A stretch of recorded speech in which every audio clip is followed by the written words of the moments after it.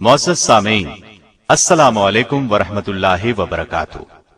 یہ دارالسلام اسٹوڈیو ہے۔ اس بار آپ کی خدمت میں ایک ایسا خوبصورت گلدستہ پیش کرنے کی سعادت حاصل کر رہے ہیں جو انتخاب ہے رب کائنات کا اپنے محبوب پیغمبر جناب محمد الرسول اللہ صلی اللہ علیہ وسلم کی دائمی اور ابدی رفاقت کے لیے۔ نام ہے امہات المومنین۔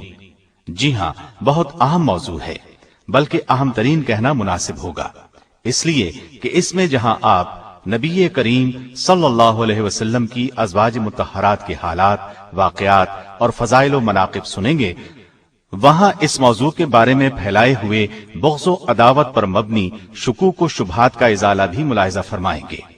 ان حالات میں بجا طور پر کہا جا سکتا ہے یہ سیٹ وقت کی اہم ضرورت ہے۔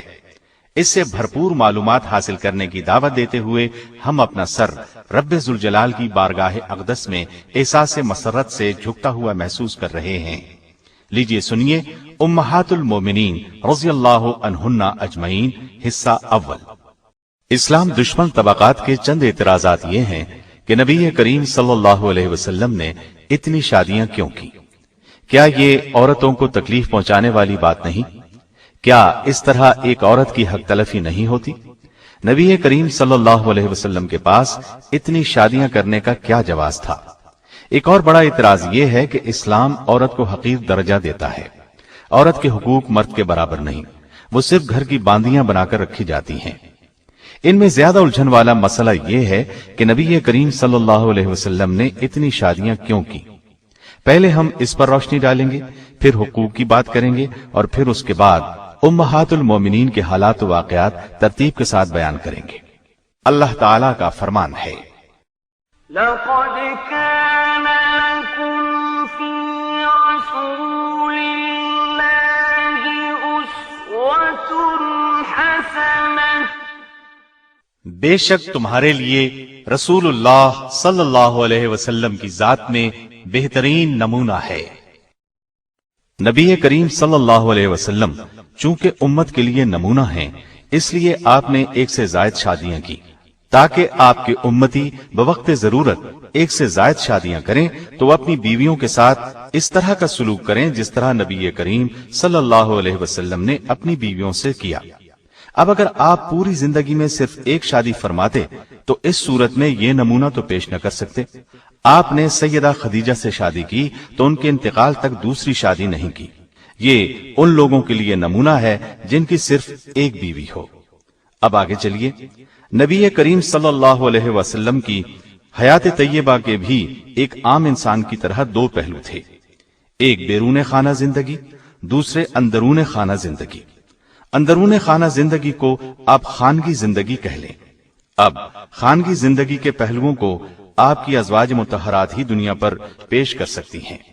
آپ نے جو 11 نکاح فرمائے ان کی غرض و غایت یہی تھی کہ عورتوں کی ایک کثیر تعداد آپ کی خانگی زندگی کو پیش کر سکے۔ شوہر کے رازوں سے جس قدر اس کی بیوی واقف ہو سکتی ہے اتنا کوئی دوسرا ہو ہی نہیں سکتا۔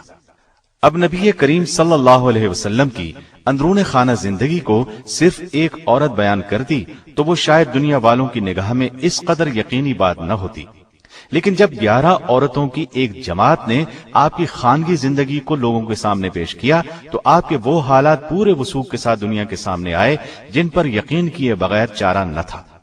اس کے علاوہ اس میں خاص پہلو یہ ہے کہ شریعت کے بہت سے احکام صرف عورتوں کے لیے خاص ہیں۔ عورتیں مردوں سے بیان کرنے میں شرم محسوس کرتی ہیں۔ اس قسم کے مسائل بھی انہی ازواج مطہرات کے ذریعے سے بیان کیے گئے ہیں۔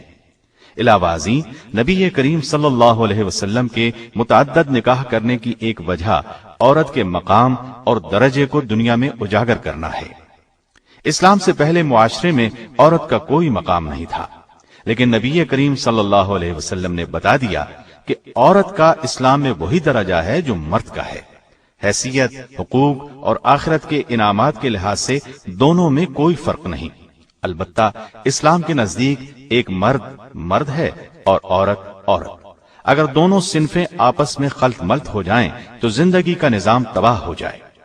مرد اور عورت ایک دوسرے کی کاپی نہیں بلکہ ایک دوسرے کی تکمیل کرتے ہیں، لہٰذا یہ کہنا غلط ہے کہ اسلام نے عورت کو حقوق نہیں دیے یا انہیں گھر کی لونڈی بنا دیا ہے۔ اسلام نے عورت کو عملی میدان میں آنے سے روکا نہیں بلکہ اس کی اجازت دی ہے، لیکن اس طرح سے کہ جس سے خانگی زندگی خراب نہ ہو۔ مدینہ طیبہ میں عورتیں صرف گھر ہی کا نہیں باہر کا کام بھی کرتی تھیں۔ مرد تو زیادہ تر جہاد اور تبلیغ میں مصروف رہتے تھے، عورتوں نے گھر کے کاروبار کو سنبھال لیا تھا، یہاں تک کہ زراعت، باغبانی اور جانوروں کی دیکھ بھال بھی کرتی تھیں۔ صدیق اکبر رضی اللہ عنہ کی بڑی صاحبزادی سیدہ اسما رضی اللہ عنہا کی شادی سیدنا زبیر رضی اللہ عنہ سے ہوئی۔ دونوں میاں بیوی ہجرت کر کے مدینے آ گئے۔ اس وقت مال پاس تھا نہ جائیداد۔ سیدہ اسما فرماتی ہیں، ہمارے پاس اس وقت صرف پانی لاد کر لے جانے کے لیے ایک اونٹ تھا، میں ہی اونٹ کے لیے گھاس وغیرہ لاتی تھی، کھجوروں کی گٹھلیاں کوٹ کر دانے کے طور پر اونٹ کو کھلاتی تھی، میں ہی پانی بھر کر لاتی تھی۔ پھر نبی کریم صلی اللہ علیہ وسلم نے مدینے سے باہر 2 میل دور زمین کا ایک ٹکڑا ہمیں دیا، میں وہاں کام کے لیے جایا کرتی تھی اور واپسی پر کھجوروں کی گٹھلیاں لاد کر لاتی تھی۔ اسلام نے علم کے میدان میں بھی عورت کو محروم نہیں رکھا۔ سیدہ عائشہ اور دوسری امہات المومنین نے علمی میدان میں بہت سے کارنامے انجام دیے۔ صرف سیدہ عائشہ رضی اللہ عنہا کی روایت کردہ احادیث 2210 تک شمار کی گئی ہیں۔ ان سے قریباً 100 صحابہ اور تابعین نے روایت کیا ہے۔ بڑے بڑے جلیل القدر حضرات ان کے شاگردوں میں شمار ہوتے ہیں۔ امام ترمذی کی روایت میں ہے کہ ابو موسیٰ اشعری فرماتے ہیں، ہم لوگوں کو جب بھی کسی حدیث میں کوئی مشکل پیش آتی ہم سیدہ عائشہ رضی اللہ عنہا سے رجوع کرتے، ان کے ہاں ہمیں ضروری معلومات مل جاتی۔ یہی نہیں، سیدہ عائشہ نے تو نبی کریم صلی اللہ علیہ وسلم کی وفات کے بعد بہت اہم قسم کے سیاسی کام انجام دیے۔ دیکھا جائے تو آپ کی بعثت سے پہلے عورت کو معاشرے میں کوئی مقام حاصل نہیں تھا۔ اسلام کے ساتھ ہی عورت کی زندگی میں انقلاب آیا۔ نبی کریم صلی اللہ علیہ وسلم نے 11 میں سے صرف ایک کنواری خاتون سے شادی کی، باقی سب بیوائیں تھیں، جبکہ ایک طلاق یافتہ بھی تھی، اور ان میں زیادہ تر عمر رسیدہ تھی۔ ثابت ہوا یہ کوئی خواہشات نفسانی کا معاملہ نہیں تھا۔ آپ کے پاس مال و دولت بھی نہیں تھا، ایک ماہ تو آپ کے گھروں میں چولہا تک نہیں جلتا تھا۔ اس قدر تعداد میں شادیاں کرنے کا ایک عظیم مقصد قبائلی عداوتوں کو محبت میں تبدیل کرنا تھا۔ ان وضاحتوں کے بعد آپ اچھی طرح جان چکے ہوں گے کہ یہ تمام اعتراضات گھٹیا سوچ کی پیداوار کے سوا کچھ بھی نہیں۔ اب ہم آپ کو ایک ترتیب سے امہات المومنین کے حالات، واقعات اور کارہائے نمایاں سنائیں گے۔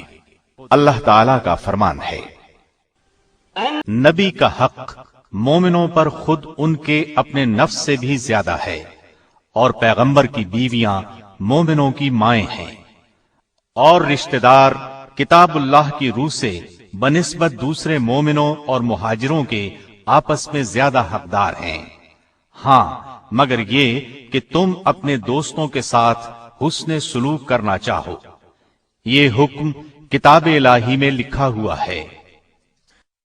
نبی کریم صلی اللہ علیہ وسلم نے جن عورتوں سے نکاح کیا انہیں اپنی مرضی سے بیویاں نہیں بنایا، بلکہ اللہ تعالیٰ کے حکم سے آپ نے ان سے نکاح کیا، چنانچہ آپ کی تمام بیویاں جنتی ہیں۔ یہ بات مستدرک حاکم کی ایک حدیث سے بھی ثابت ہے۔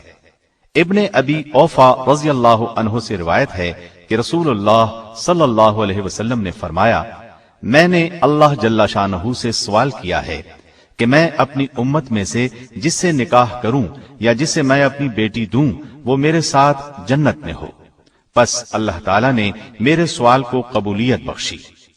اس مضمون کی اور بھی احادیث موجود ہیں۔ ایک قول کے مطابق آپ کی ازواج مطہرات کی تعداد 15 ہے۔ 11 بیویاں بیک وقت آپ کے نکاح میں رہیں۔ جب آپ نے انتقال فرمایا اس وقت 9 زندہ تھی۔ اس قول کی تائید علامہ ابن کثیر نے البدایہ والنہایہ کی جلد 5 صفحہ 255 پر کی ہے۔